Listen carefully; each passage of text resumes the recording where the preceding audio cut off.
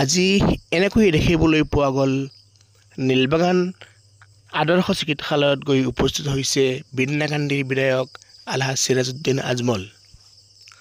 হয়, নীলবাগান আদৰ্শ চিকিৎসালয়খনত সভাপতিত্বৰ দায়িত্ব অৰ্পণ কৰা হয় বিন্নাকান্দি বিধায়ক চিৰাজউদ্দিন আজমল ডাঙৰীয়াক। আজি নৱগঠিত এইখন কমিটিৰ সদস্যসকলৰ সৈতে এক মত বিনিময়ত মিলিত হোৱা পৰিলক্ষিত হয় বিধায়ক চিৰাজউদ্দিন আজমলক। আশা কৰোঁ অনাগত দিনত এইখন চিকিৎসালয়ে এক সুন্দৰ আৰু উন্নতমানৰ চিকিৎসা প্ৰদান কৰিব।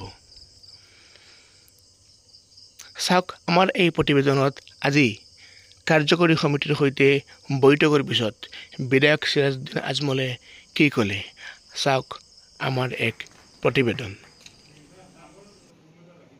পয়লা বাড়াইছি আমি সব তান্ডে খাম দিয়া গেছি 28 তারিখ আমি আইয়ার 28 তারিখ কমসে কম 3 ঘন্টা বইমু তান লোক এর বাদে তোমাদের যেটা লাগে তোমাদের ইনশাআল্লাহ আগে আল্লাহ স্যাটিসফাই করবো।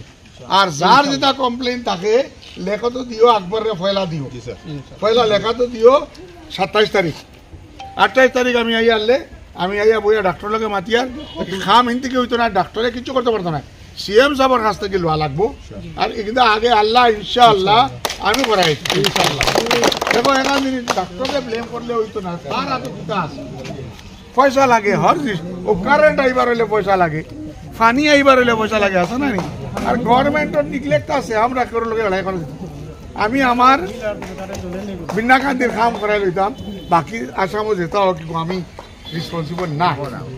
দোয়া করবা আপনার 28 তারিখ আইয়া আমি পয়লা মিটিং করিয়া বাদে আপনার তোরে সপ্তাহ হইয়া দিয়া দিই। ইনশাআল্লাহ। ওকে, আসসালামু আলাইকুম।